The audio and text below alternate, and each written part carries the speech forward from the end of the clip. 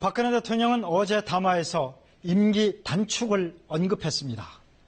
탄핵이든 하야든 사실상 임기를 채우기 어려운 상황이라는 점을 인정한 겁니다.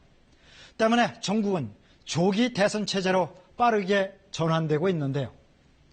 내년 12월로 예정됐던 제19대 대통령 선거를 얼마나 앞당겨 치를지가 관건입니다.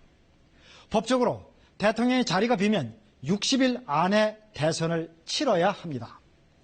탄핵을 하게 된다면 헌법재판소가 탄핵 결정을 하는 시점부터 만일 여야 합의로 대통령 퇴진일을 정하면 퇴진한 날로부터 2달 안에 새 대통령을 선출해야 하는 겁니다. 빨라지는 대권 일정표를 김지숙 기자가 계산했습니다. 야권이 공언한 대로 다음 달 9일 탄핵소추안이 국회 본회의에서 가결되면 대선은 이르면 내년 4월에 치러질 수 있습니다. 지난 2004년 노무현 대통령에 대한 탄핵 심판을 헌재가 2달 만에 결론 낸 전례를 감안한 겁니다. 헌재가 박한철 소장이 퇴임하는 1월 31일 이전에 서둘러 심판을 내린다면 3월 대선이 가능하다는 관측도 있습니다. 하지만 기각 결정이 난 노무현 대통령 때와 달리 헌재가 대통령 탄핵을 인용할 경우 심리 기간이 2달보다 길어질 것이란 전망도 나옵니다. 탄핵 사유로 제시된 각종 혐의를 소명하는데 시간이 필요하기 때문입니다. 만일 헌재가 법정 기일인 180일을 모두 사용한다면 내년 8월쯤 대선이 치러질 수 있습니다.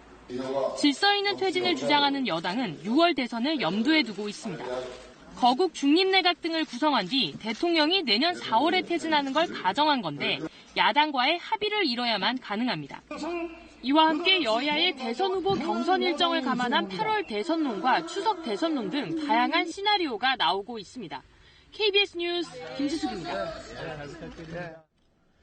조기 대선이 치러질 경우 정당별 이해 득실은 어떨까요?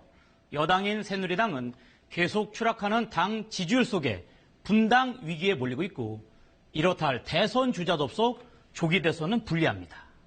민주당은 유력 대선 주자인 문재인 전 대표를 중심으로 현재 지지도 상승세를 보이면서 조기 대선에서 가장 유리한 상황입니다. 하지만 야권 내부 반문 진영의 다른 세력과의 연대 가능성이나 보수층의 향배 등이 변수입니다. 국민의당은 제3지대론을 내걸고 새누리당 탈당파나 민주당의 비주류 진영과 뭉치는 상황에 기대를 걸고 있습니다. 그러나 각 진영과의 연대는 아직은 막연한 상황입니다. 조기 대선 시 선거판을 흔들 수 있는 변수는 개헌입니다.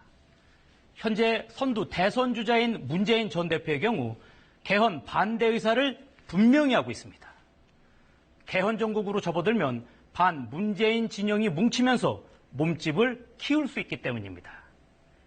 국민의당 안철수 전 대표도 현재는 탄핵에 전력 투구해야 한다며 개헌에 부정적이지만 개헌을 고리로 한 제3지대 구축이 본격화되면 돌아설 가능성이 있습니다. 손학규 전 대표와 김종인 전 대표 등은 이미 개헌론 띄우기에 나서고 있습니다. 내년 초 귀국하는 반기문 유엔 사무총장이 언제 귀국해 어떤 정치 세력과 손을 잡느냐도 조기 대선의 변수가 될 수 있습니다. 반 총장이 야당 일부 세력이나 여당 비박계 등과 손을 잡고 조기 대선에 나서면 폭발력을 가질 수 있다는 관측과 뒤늦게 대선판에 뛰어들어 별다른 지지세를 보이지 못할 것이란 관측이 맞서고 있습니다.